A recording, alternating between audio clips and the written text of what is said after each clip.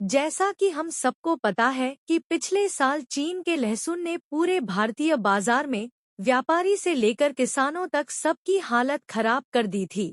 पिछले साल सितंबर में कुछ व्यापारियों एवं किसानों के द्वारा चीन के खतरे को देखते हुए काफी मेहनत के साथ लड़त भी चलाई गई थी। खास करके आजादपुर मंडी और गुजरात के कुछ व्यापारियों ने इस परेशानी को लेकर लड़त अभी तक छोड़ी नहीं थी। इसका परिणाम अब आने वाले सालों के लिए धीरे धीरे अच्छा निकलता हुआ दिखाई दे रहा है। पहले भारत सरकार के विनती पर नेपाल सरकार ने चीन के लहसुन पर प्रतिबंध लगा दिया है। वह खबर हमने अपनी चैनल पर आपको दिखाई थी। कल हमने आपको दिखाया था कि बिहार सरकार ने चीन के लहसुन के खिलाफ काफी कड़ी कार्यवाही का कानून का घड़तर करने की दिशा पर काम शुरू कर दिया है। और आज खबर निकल कर आ रही है कि चीन लहसुन व्यापार का जो एपी सेंटर था तमिलनाडु, वहां बड़ी मात्रा में कार्यवाही होने जा रही है। सबको पता है कि इलीगल माल के सारे कनेक्शन बिहार और यूपी से जुड़े हुए थे, जबकि लीगल माल के सारे कनेक्शन तमिलनाडु, मुंबई और मध्य प्रदेश की मंडी से जुड़े हुए हैं। चीन के खिलाफ लड़ने वाले लोगों की मेहनत से अब हर तरफ से हर एक प्रदेश को धीरे धीरे कंट्रोल में लेने की पूरी कोशिश की जा रही है। और यह जो कार्यवाही हो रही है वह ठोस कार्यवाही हो रही है। हमारे कई सब्सक्राइबर कमेंट कर रहे हैं कि अब इन बातों का क्या लेना देना, पर लहसुन की खेती जिंदगी भर भारत में होती रहेगी और देशद्रोह की प्रवृत्ति करने वाले चीन के लहसुन के व्यापार में जुड़े रहेंगे। तो पिछले साल जो कदम उठाए थे उसका नतीजा आज देखने को मिल रहा है और वह आने वाले दिन के लिए भारतीय लहसुन व्यापार की मजबूत नींव तैयार कर रहा है। अब चीन के लहसुन के खिलाफ की गूंज लोकसभा में से लेकर विधानसभा तक गूंजने लगी है। नियमन एजेंसियों को कड़ी कार्यवाही के आदेश के साथ साथ नए नए कानून का घड़तर भी हो रहा है, जो आने वाले समय में चीन के खिलाफ लड़ने के लिए मजबूत हथियार बनेगी।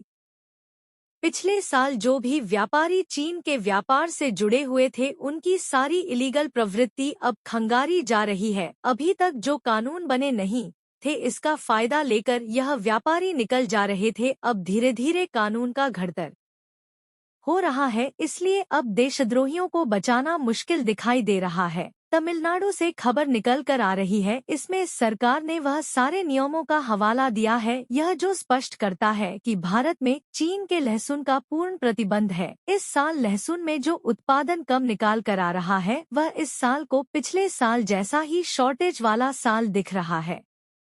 पर खतरा चीन से बना ही रहेगा, इसलिए लहसुन के प्रमुख उत्पादक केंद्र मध्य प्रदेश, राजस्थान, हिमाचल प्रदेश, पंजाब, हरियाणा, इनके किसने और व्यापारियों को भी आगे आकर अभी सही चीन के खिलाफ लड़ाई मजबूत करनी चाहिए। यह तो सबका प्रश्न है, हमें क्या यही सोच पिछले साल सबको ले डूबी थी? इसलिए अभी जब सरकार अलर्ट मोड पर है तब हर एक राज्य को चीन लहसुन के खिलाफ कानून प्रस्तावित करने के लिए आगे आने चाहिए। आइए जानते हैं तमिलनाडु की खबर के बारे में। तमन्ना के साथ आपसे निवेदन है कि आप हमारे चैनल को कृपया लाइक करें, शेयर करें और सब्सक्राइब करें।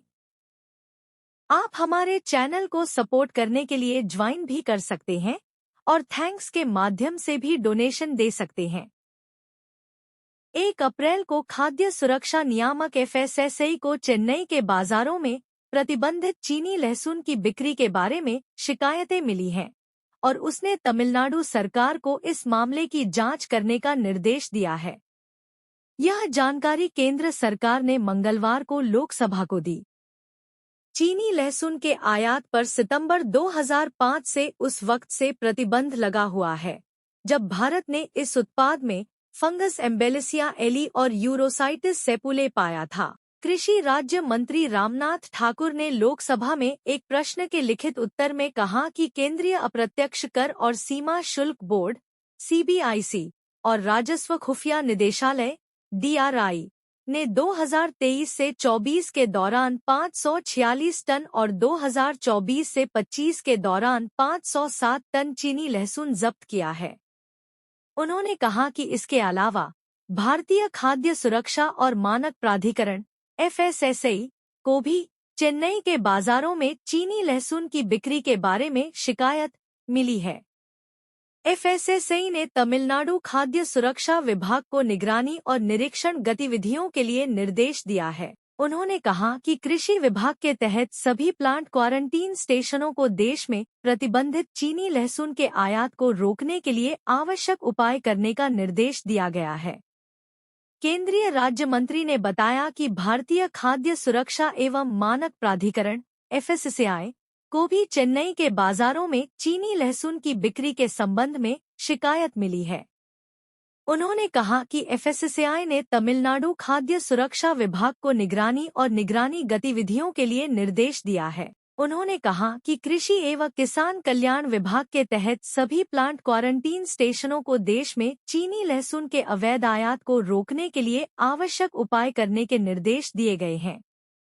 कृषि वस्तुओं के आयात को प्लांट क्वारंटीन भारत में आयात का विनियमन आदेश 2003 के माध्यम से विनियमित किया जाता है और plant protection quarantine and storage निदेशालय DPPQ&S फरीदाबाद द्वारा किए गए विस्तृत कीट जोखिम विश्लेषण और तदनुसार निर्यातक देशों द्वारा अपनाए गए कीट शमन उपायों के बाद वस्तुओं को आयात की अनुमति दी जाती है। उन्होंने कहा कि प्लांट क्वारंटीन स्टेशन CBIC और DRI जैसी केंद्र सरकार की एजेंसियां वस्तुओं के आयात और उनके प्रवेश के तरीके का निरीक्षण करती हैं और प्लांट क्वारंटीन ऑर्डर 2003 और सीमा शुल्क अधिनियम 1962 के प्रावधानों के अनुसार चूककर्ताओं के खिलाफ आवश्यक कार्रवाई करती हैं।